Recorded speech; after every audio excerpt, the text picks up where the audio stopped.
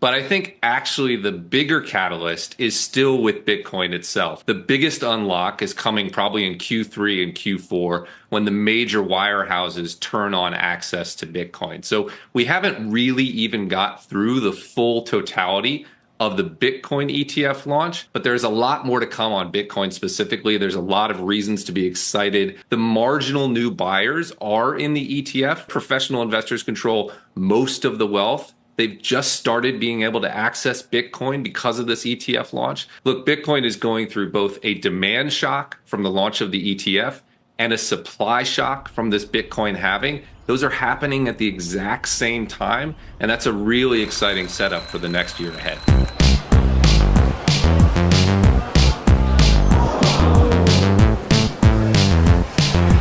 How many Bitcoins do you take and get some goddamn respect in this town?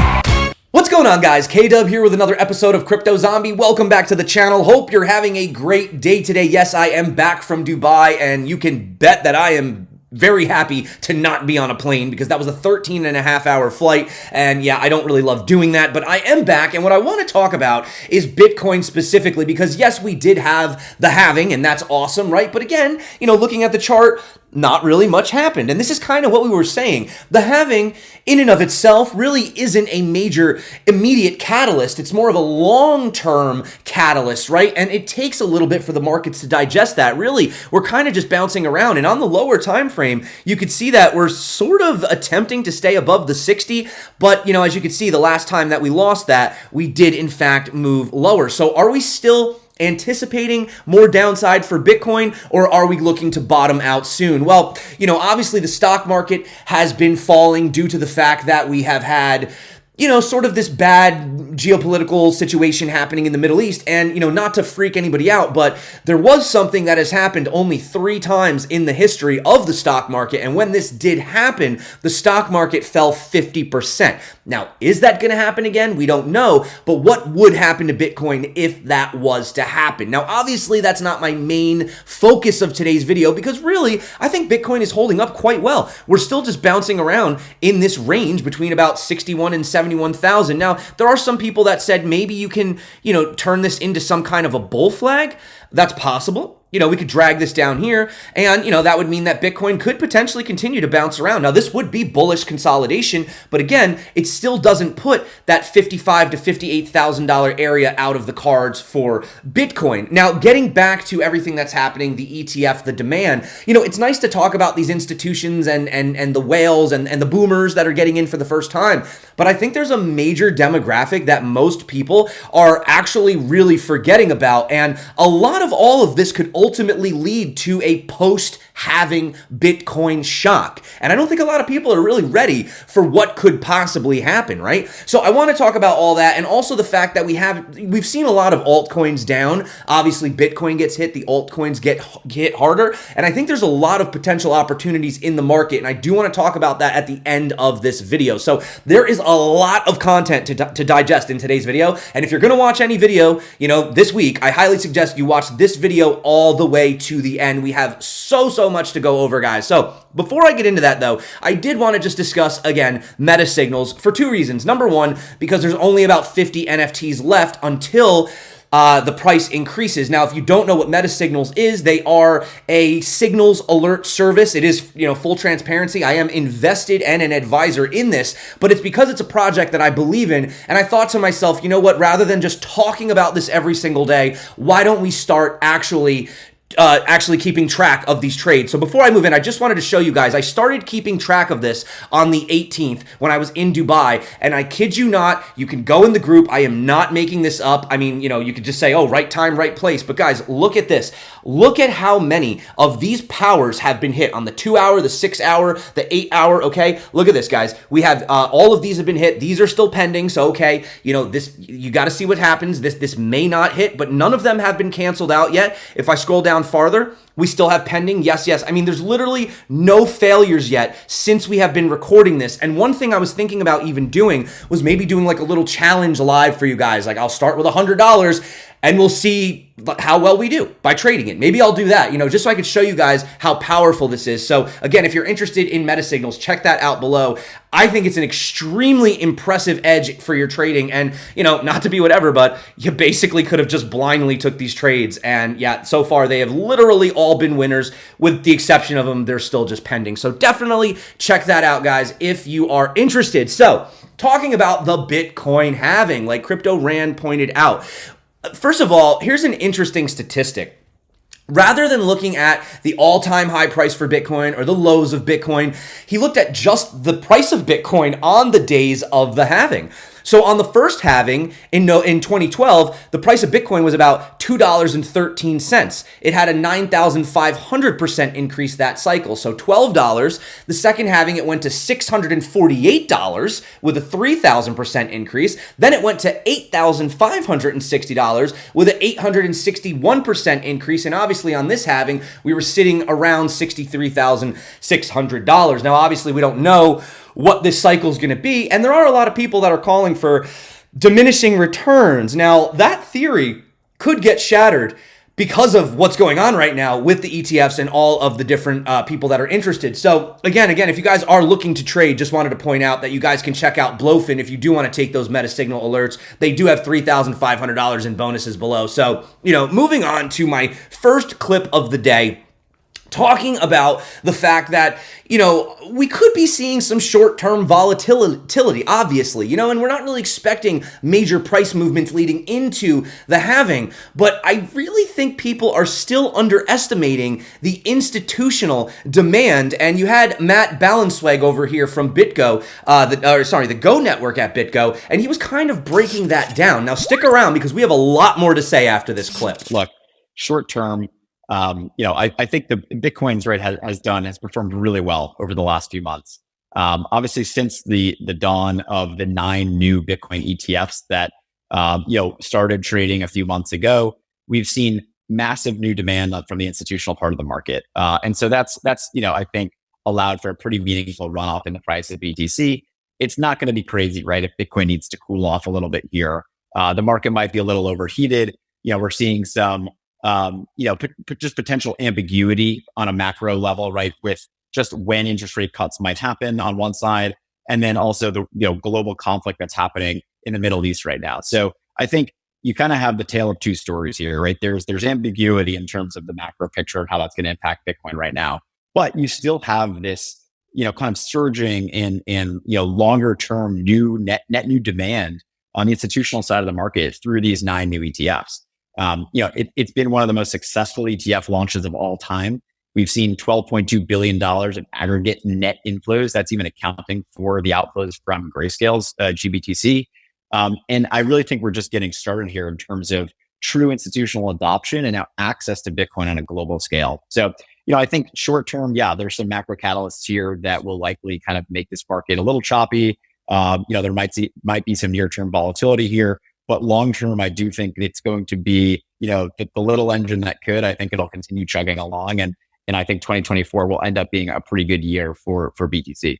So for everybody that's been freaking out about, it seems like it's slowed down or something like that, here is seriously the institutional inflows. Now, obviously, Grayscale, big red. We've seen a couple reds in the past week, right? You saw ARK having a little bit of an outflow in BitB, but BlackRock has been heavily accumulating. And yes, you could say that maybe the volumes aren't as aggressive as they were, in the beginning. We are still seeing inflows. Right here, you could see 15,421, okay? This is trumping, everything else, and really it's almost balancing the GBTC outflows. So this chart to me is telling me that the institutions are still interested. Maybe we just took a little bit of a hit with everything going on in the Middle East and obviously the stocks falling, but we're not seeing outflows, not major outflows, and we're not seeing any from BlackRock at all, which we obviously know is like the granddaddy of the ETFs. Now, if we come over here and have a look at what Matt Hogan was saying,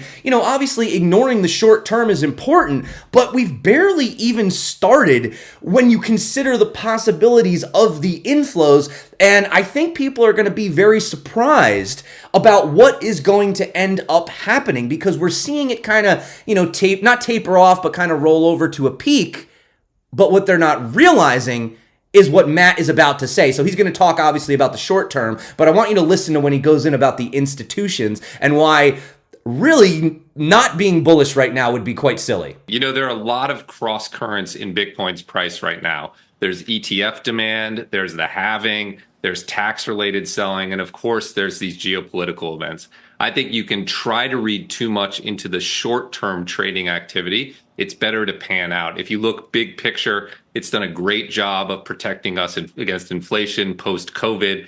I think eventually it will be a good hedge against geopolitical disruptions, but it's a bit too much to ask for Bitcoin to both be a perfect risk-off asset and deliver exponential returns. It's an emerging risk-off asset. When it gets to be fully mature and is a perfect hedge for the events like we saw in Iran and Israel over the past week or so, those exponential returns will be gone. So I think you have to keep that big picture in mind. Bitcoin is still growing into what it will eventually be. But I think actually the bigger catalyst is still with Bitcoin itself. The biggest unlock is coming probably in Q3 and Q4 when the major wirehouses turn on access to Bitcoin. So we haven't really even got through the full totality of the Bitcoin ETF launch. I think we will get an Ethereum ETF eventually. I think it'll be, maybe later this year, maybe early next year, and that will be exciting as well. But there's a lot more to come on Bitcoin specifically. There's a lot of reasons to be excited about Bitcoin specifically before we move on to the next thing. What ETFs have done is they've unlocked the ability for professional investors to access this market. It's very difficult for endowments, for advisors, for family offices to buy buy Bitcoin on an app.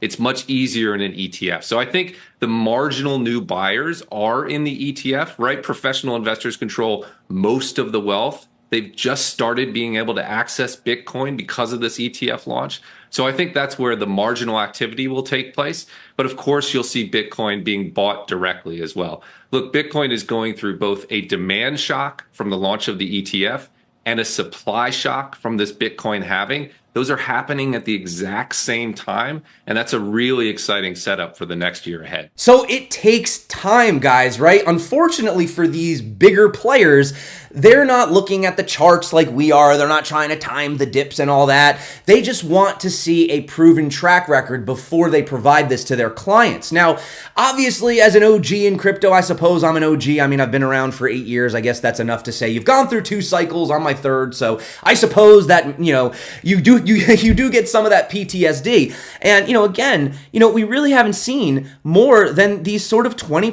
pullbacks, right? And if we go to what we just had recently, from top to bottom, we had about, there you go, we got our 20% pullback. We actually had Bitcoin over here on CME, for example, pull down to about 59,750. Now, it is interesting to see how we've actually had that bought back up. This isn't like the greatest candle. I'm not like jumping for joy over this, but it is showing that there is buying pressure, and the wick on the bottom is longer than the wick on the top, which shows that even though this was a bit of a turbulent week for Bitcoin, there was more on the inflows versus the outflows. But one of the questions is, and I'm only saying this because I want you to be prepared, but what if we don't get these 30%, 40% pullbacks like we normally do? Because if we come over here, we had the new CEO of Kraken discussing the fact that maybe the volatility is going to be dampening with these bigger players, and there could be a possibility that we don't get those big pullbacks. Now, of course, take it with a grain of salt, because I still, I've seen some crazy stuff, but he's saying maybe that's not going to happen anymore. I'm wondering specifically when it comes to Bitcoin ETF, if that in and of it, if adoption of the ETF, if adoption of Bitcoin and just more holders out there, if that inherently dampens volatility. Well, it does. Certainly, the more holders, the more liquidity in the system, both those holding and those transacting and those trading, all of these aspects actually do reduce volatility over time. And so the reality is, while Bitcoin crypto is still volatile, they're not as volatile as they were 10 years ago or 5 years ago. And so we do see that coming down over time as adoption grows. Now, it is still an incredibly innovative technology with a lot of new things happening in the space. And so It's not as if volatility is going away completely, but it is coming down generally over time. So the general trend is for the price to go up, and the general trend is for volatility to go down, again, over the multi-year period. So who knows? Maybe we don't get those corrections. And I mean, I'm not saying I would hope for them, but it's sad. It's bittersweet to see the price moving without having those opportunities to accumulate, right? I kind of want to buy some more Bitcoin, around 50. I mean, I don't know about you. I would like to get a little bit more before it takes off, which I believe it's taking off. I don't think this is the top at all. There's nothing on the charts. I'll show you in a bit. But, this is a little bit scary. So, Matt Ryan Case, he just pointed out that if you look at the yield curve, okay, it has been inverted for over 500 days. Now, this has only ever happened 3 times in history. 1929, Great Depression. I think you guys remember that. 1974 and 2008 financial crisis. Okay, so this is a little bit scary to see this happening again, because in all these instances, we had over a 50% stock crash. Now, are we going to see that happen this time around? I don't really know. Because if you think about it, we've had the Fed literally raising rates nonstop and keeping them at higher rates for 2 years, and yet we've seen stocks increasing and Bitcoin doing absolutely amazing in a tightening environment. So it does make you wonder, even if something did hit the fan, right? And they did start to ease up, wouldn't that just mean they would turn the money printer on? I think a lot of people may actually run to Bitcoin. And again, I was going to get to that, demographic in just a bit. But, you had guys like Peter Schiff, and I know I should probably stop giving this guy attention. I should just ignore him and mute him. But it's hilarious because he literally says gold closed the week above 2,390, its highest weekly close ever. At the same time, you're seeing Bitcoin down 6%. So I decided to reply to Peter on Twitter, and just to put this into perspective, this is the gold Bitcoin chart since 2015. Okay, so this is gold versus Bitcoin. You can see right here. You just do, instead of like BTC USD, you do gold BTC. This, my friends, this is what Peter is celebrating over. Literally that little, this is the big gold celebration. So yeah, I mean, it definitely sounds like a lot of just cherry picking to me, and I would just ignore it, although it is hard to ignore because I do like to prove him wrong and tell him how he's wrong. But this is Randy Hipper. I'm moving on. You might know her. She used to be Miss Teen Crypto. I think she just rebranded to her full name because I think she's like 21 now. I've actually been on her show before. She's really cool. You should check her out. So Randy Hipper was over on Fox Live, and, she kind of represents the Gen Z. I'm a millennial, right? She's Gen Z. And she was talking about how, ultimately Gen Z is kind of fed up, with the current system. And, I wanted to point out that it's not just institutions, but we have an entire group of people growing up in a digital era. They're smarter now. They're more financially literate. You could joke about the TikTok finfluencers, whatever you want to call them, but they're a lot smarter than, people give them credit. Let me play the clip and then I'm going to comment on it. I know there are concerns about inflation and all these other things, but what your generation, what's going on? Like these sort of events, it doesn't help, right? Absolutely not. I think a lot of kids are suffering from anxiety as it is. And then you go and you have the economy where they're going outside and they can't even live. Then you have the reason of inflation, all these wars going on, where now the American dream, like I mentioned last time with you, is dying. And these kids, they're just kind of doomsday spending, because why not have fun now if I may not be able to do that later on in life? We've been using digital currency since we were younger, buying iTunes gift cards, taking that virtual money, buying virtual currencies, buying virtual items within games. This is nothing new to us, but now we own it. We're empowered by it. We're able to be our own bank, transact 24/7, 365 with no censorship, right, and cross-border. What's better than that? So you got to think to yourself that any young person growing up today, any kid in this world who is 15 years or younger has literally grown up in a world where Bitcoin has existed. They've grown up in a world with iPhones and digital transactions. So it only makes sense that when you're dealing with this inflationary environment where you can't even barely afford to live, it only makes sense to take back some of that power with something like Bitcoin. And I believe that, you will see at some point, and we're already starting right now, that there's going to be nobody in the future that doesn't have some percentage of their portfolio allocated to Bitcoin, whether it be 1, 5, 10%, whatever it is. I believe that it's going to be irresponsible to not have Bitcoin in your portfolio moving forward, right? So that's pretty much where here's just like a little crazy side story before I want to get into the charts. But I graduated, I'm a little old, so you could do the math. I graduated high school in 2005, right? Now, when they had asked me, what do you want to do for a living? So YouTube had basically just come out, and the idea of being an influencer was actually hilarious, right? Whereas now it's like people, they want to be an influencer. I don't like being called an influencer. I just like to share my stuff. So YouTube basically just came out, let's just say didn't exist, and Bitcoin wouldn't have been around for another 4 years. So the two things that I actually do for a living didn't even exist. Okay, so you have to think about how crazy, how crazy things are moving forward and the opportunities. And I just see Bitcoin again as that sort of standard in the future for Gen Z and everyone moving forward. So let's start looking at the S&P real quick, and then I'm going to go into some altcoins after this. But as you guys can see, the S&P is losing. It came up here, it broke above its parallel channel, and now it's falling down. But the and obviously it's been probably contributing, I'm sure, to Bitcoin as well. But what's interesting is you could see that the S&P has had 6 straight days of red. Whereas even though, yes, the Bitcoin price, has not been as high as it was, Bitcoin is not correlating exactly with the stock market the way that it normally would. We've had 3 green days, right?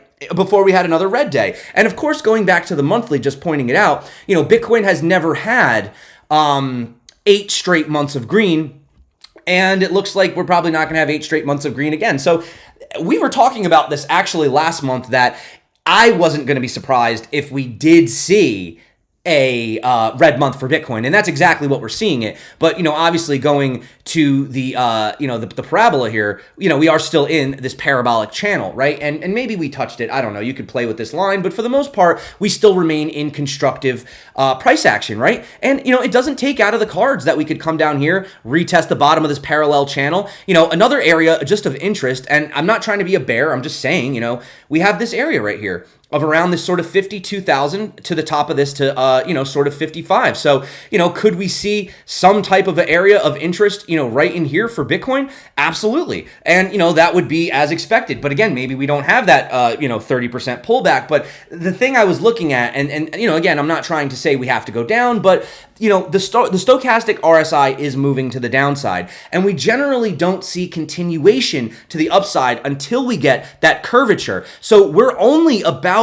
halfway to 75% down. Now, keep in mind, if Bitcoin continues to just consolidate sideways, this doesn't mean we have to go down to some of these lower levels, but what it is suggesting is there may be a little more time bouncing around in this area before we can actually successfully, conclude the fact that Bitcoin has come to a concisive bottom. I feel like I put a lot of big words in that sentence right there. So, obviously having Bitcoin consolidate around here, maybe retest, the blue zone that we talked about, would still maintain that constructive upwards price action. So I wouldn't be jumping for joy, assuming that we're going to go to the moon. I think there's still going to be a little bit of consolidation. Of course, maybe tomorrow we wake up and I'm totally wrong and Bitcoin's back above 70,000. It could happen. It's just right now on the lower time frames, it's not really, this is weekly, so I guess that's not a lower time frame, but on the stochastic, meaning in the next couple days to a possible week, you may see sideways to even downwards, having some of those areas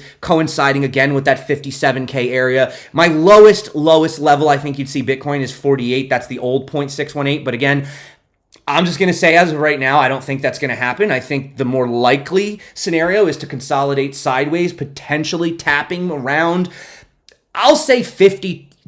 So you know what? Fine. I guess you could hit 48 because you could get a wick. You can always get a wick, and then someone's like, "See, I told you." It's like, yeah, but what? We were there for like a day. Maybe we go to 48,000 for a day, but I don't think it's going to stay there. And I think you're going to see a weekly close back above the 0.618 personally, which I think then would be constructive to the continuation of the price action, because what we have right now is all of these moving averages almost in consecutive order, which I will mention that in just a second. I'll tell you why this is a little interesting. So, previously you have the 200, the 100, the 50, and the 21 exponential. And once you get above this 21 exponential, you tend to stay above it for a very, very long time. And, obviously falling below this, that's when you fall into that bad territory. So we got above that, and we've been above that since October of last year. And look, even when we had this 20% crash, this sell the news event, from the ETFs, we still didn't even touch that level. The only thing that we don't have yet is we are basically what you want to see is you're looking for a golden cross. So you're going to want to see this 100 coming up like this and crossing the 200. And once you get that golden cross, that's like full on confirmation that you're probably got a lot more left of this cycle. Obviously, that may not happen until the summertime, but I will let you know. But ultimately, it is curving up. So the fact that all of the moving averages they're all curving upwards. Like right here, you see this is starting to curve downwards. That's not good. Curving downwards. That's not good. These are all curving up. So it's still showing that the momentum should continue to be to the upside. And I believe that we're in a similar area that we were right back here in November of 2020, where we're consolidating underneath the previous all-time high. And we're also in between the two major moving averages of the pi cycle indicator. So you can see right here, we're having a very similar situation that we're having right here. So again, just to stress, I believe all dips are for buying. Okay, so dips are for buying, guys, not financial advice. Now you want some crazy numbers? Listen to this price range. Listen to this price range from eCoin Metrics. If we look at it compared to the trajectories of the first, second, and third halving, this is crazy. The lower band would put Bitcoin at around $140,000 this cycle. You guys ready for this? The upper band would put Bitcoin between around $4.5 million per coin. So, they're giving a price range of between $140,000 to $4.5 million this cycle. Take that with a grain of salt. I just wanted to share this with you. So basically anywhere. Bitcoin could go literally anywhere. Obviously, our base price is around 100 with our max around 250, but, average being around the 140. But, again, looking at these altcoins, the altcoins do look like they are entering sort of this phase back here, right where we're starting to get this RSI getting up here. And again, this can stay overheated a lot longer than people think. And I mean, look at where the money flow is right now. Only sitting at about right here. So to put that into perspective, you see this right here, where we are right here with the altcoins is about where we, theoretically were here. So, from that point, that gave the overall total market cap about almost a 1,000% increase, right? And I believe that you could see a lot of that happen with the altcoins this cycle. So just going over some of the altcoins that I've been looking at recently, Gearbox is actually one that I don't believe I spoke about on the channel just yet, but this is a very interesting product because you can go on things like Apex and Trade, for example, but, a lot of these decentralized exchanges or even these swaps, for example, like Uniswap and stuff like that, you can't really do that. And what they actually offer is the ability to, number one, earn passive APY for lending your assets. So that's on the one side if you're interested. But the side that would interest me, or I think most people would be interested in, would be getting up to 10x to margin trade on Uniswap. Now, I'm not saying you guys should use 10x leverage. You know how I feel about leverage. If you're a beginner, you shouldn't even be using leverage. If you're intermediate, 3 to 5, man. You go higher than 5 and you're really playing with fire. But anyway, I digress. That was just a little bit of a cautionary warning. But they're offering, this is Gearbox, up to 10x margin trade. So, you can see how this works. Essentially, let me go down here to where they have some of their...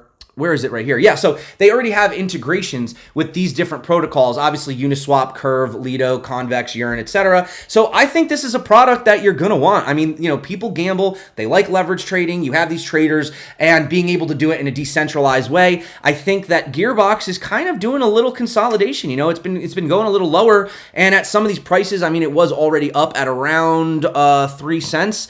had a little bit of a pullback since that point. So, keep your eyes on it. Again, altcoins are very volatile. I'm not saying if you're watching this video, buy this today.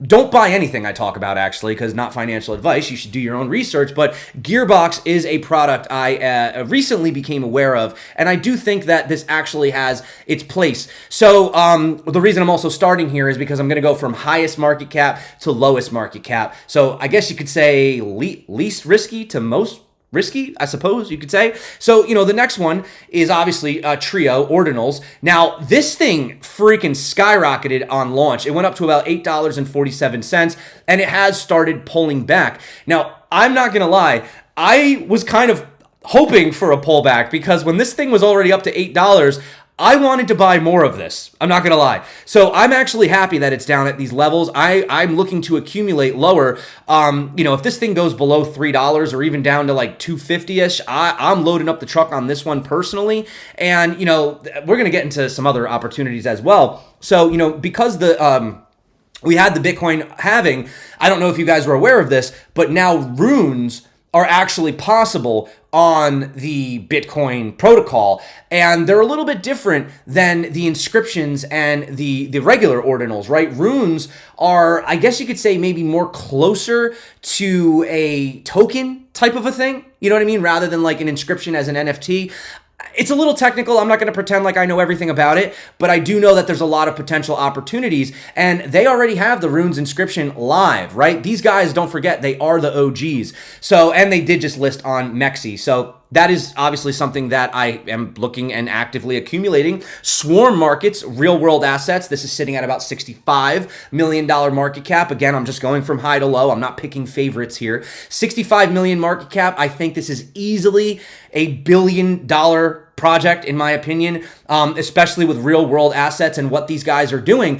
And not to mention the fact that they just signed a MOU to catalyze retail investor adoption of tokenized RWAs with Meld. Meld is actually a project that I had an opportunity to meet one of the team members while in Dubai. I had never heard of this project, or maybe I'd heard of it, but I didn't look into it. It's something you're probably going to also want to look into Meld as well. If we just come over here, this is a $62 million market cap, and this has had kind of a really crazy choppy price pattern. It seems like it's in the lower band, so I would look into Meld as well as Swarm. I think the fact that they're working together, they're probably going to both do quite well in the upcoming run. Of course, we can't forget Soil. Speaking of real world assets, and obviously they only have a $14 million market cap. So obviously, like, as we go on with these lists, yes, it's more risky, but it's also, there is a potential for more of returns. And, I just wanted to share this. This actually came out a couple days ago, but I thought this was really relevant because, we're talking about global inflation. We're talking about all these sort of situations happening, which is really just devaluing your currency. And they say when facing skyrocketing inflation rates globally in recent years, and some countries experiencing their highest inflation in decades, it's crucial to safeguard your wealth. And look at this. This is crazy. Argentina, 72%, Poland, 11%, Germany, 5%, and obviously USA, holding it steady at around that 3.4, but they're able to offer yield up to 14%. Now, you might be saying to yourself, well, hey, didn't we have these type of, wasn't there like yield and lending, and didn't that have a lot to do with the, Terra Luna and all that, the decoupling of the stables? Well, again, why this is much, much, much different than the things that we saw last cycle is because these are in fact backed by real world assets. So we have stable coins backed by real world assets offering up to 14%. So I really believe that Soil is finding itself right there in that narrative of real world assets. And, if we just go back and have a look at the price, I think $2 is a great, it was up at around $4. So you're talking about a 50% discount on this recent pullback. So this is definitely one that I will also be accumulating at these levels, of course, just because I do something, not financial advice. But, again, I'm just going to share these things with you. Obviously, on-chain dynamics. It's still, this thing is just, obviously, there's a lot of people that are not waking up to the possibilities of where this coin could go. 2.5 million. this is a very good entry point for a project like this. And you could see that these guys are active. You could see over the past few weeks, they said their main focus has been enhancing their OCD trading platform involving, resolving bugs, new features. And they've also linked up with chains like Base, Solana, and some others as well. So they have a lot in the pipeline. And I think that, I just think a lot of people are sleeping on this. I think this is going to be one of those projects that a lot of people are going to end up using, and they're not even going to realize that yet. So, obviously check that out. If you guys are into meme coins, here's a meme coin that's actually taken a big hit. So obviously by the way, this is very risky. So if you can't tolerate this risk, just skip this part of the video. But this is Tonald, like Donald Trump, literally. It's like Donald Trump. This is over on the Toncoin network. So I think one of the reasons why you're not seeing it as popular, because a lot of people know how to use Solana. They know how to use Base. The Toncoin is a little bit more new, this network. But if you are able to go trade over on their decentralized exchange, this could be a gamble. But this would be more of like a long-term hold, because obviously that we have the upcoming presidential election. So, I mean, this is just one of those ones where you can buy maybe $100 or something, or $50 really, because the market cap is only sitting at 798,000. You could lose your $100. You could totally lose it. Or, as the election continues, there's a potential that, I don't know, maybe if Donald Trump wins or he's doing well, this coin could kind of track his, success along with it, possibly. I mean, we've already seen Biden and these other ones for Biden. So, maybe this could be the one possible. Again, super risky.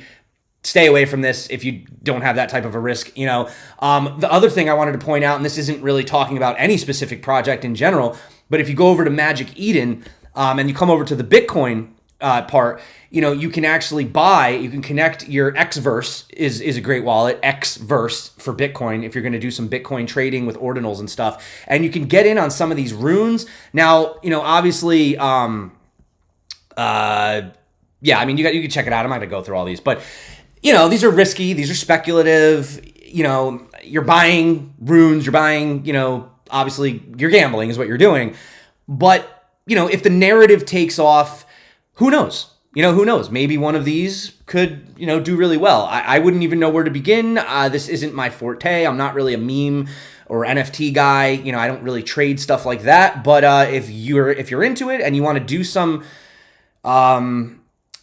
research, some of these could do well. I mean, there's gonna be one of them that does well. Which one? I don't know. But, you can go to Magic Eden, you can check it out, you can play around, you can connect your Xverse wallet and all that other stuff. And I want to end on Lightlink because this is not even out yet. So this is doesn't even have a market cap yet because it's not even out yet. But they say with less than 2 days left and almost 65% of tokens already sold, you might want to check out the Ford Foundry. So if you're interested, check out Lightlink Chain, or, make sure you go to the official website. These guys I'm pretty pumped about because they're doing sort of enterprise, but also retail, but it's gasless, totally gasless. And I think especially when you're using Ethereum, yes, you can use these second layers and stuff, but sometimes you literally just have to trade on Ethereum. You don't have a choice if you want to deal with certain tokens that are not available or whatever. So I think Lightlink could be really, really big. And considering how ambitious this is, it might be something you guys want to look at. So obviously this is not out yet, but 65% of the tokens are already sold. So not financial advice, guys, but getting in obviously at, the absolute bottom, before it launches, is usually the area where you can make the most gains. I mean, it literally isn't even out on the open markets yet. So, check out that. But I wanted to end on one clip, and I am not the biggest fan of the late Warren Buffett, but I will say Warren Buffett died, right? I think he died. I don't know. I forget. Correct me in the comments. But he is known as one of the best investors. He hated Bitcoin, which is fine. I mean, he's very old. I get it. It was definitely way after his time. But I just want to play this clip where he's talking about stocks. And I think if you just replace the word stocks with Bitcoin, I actually think pretty good advice. I'm not recommending that people buy stocks today or tomorrow or next week or next month. I think it all depends on your circumstances. But you shouldn't buy stocks unless you expect, in my view, you expect to hold them for a very extended period and you are prepared financially and psychologically to hold them the same way you would hold a farm and never look at a quote and never pay it. You don't need to pay attention to them. I mean, the main thing to do, and you're not going to pick the bottom, and nobody else can pick it for you or anything of the sort.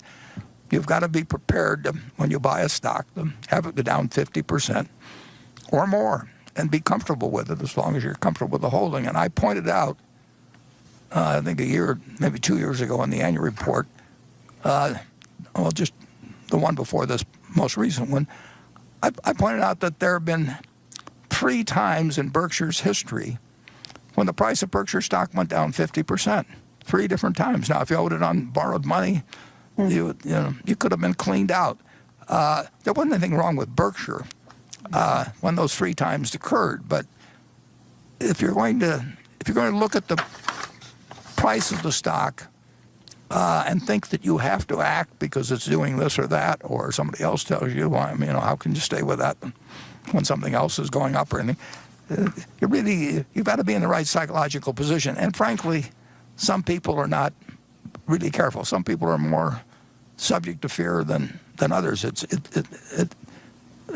like the virus. It strikes some people with much greater ferocity than others, and fear is something I've really never felt financially, but I don't think Charlie's felt it either. But some people can handle it psychologically. If you can't handle it psychologically, then you really shouldn't own stocks because you're going to buy and sell them at the wrong time. And you should not count on somebody else telling you this. You should do something you understand yourself.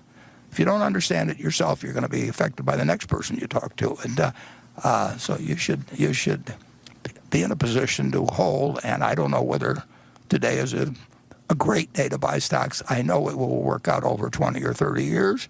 I don't know whether it'll work out over 2 years at all. I have no idea whether you'll be ahead or behind on a stock you buy on Monday morning. So that being said, guys, that is it for me today. Thank you so much for coming back to the channel. I know these videos are kind of getting longer and longer and longer, but there's a lot to talk about nowadays, especially with the altcoins, with some of the news coming out, the runes, ordinals, and I still think that we're going to see a lot more institutional interest. And, going all the way back to what Randy was talking about with Gen Z, I really think that you are just going to see more and more of the younger generation gravitating toward digital. They don't want to deal with stocks. They want to deal with digital assets and things like Bitcoin, where they can actually essentially be their own bank and they don't have to deal with the traditional system and watch all of their savings and all of their hard-earned money basically just wash away to inflation, right? So that's it for me, guys. Thank you so much for coming back to the channel. Again, just saying, if you guys want to go trade over on Blowfin, they are a non-KYC exchange. They have very high withdrawal limits,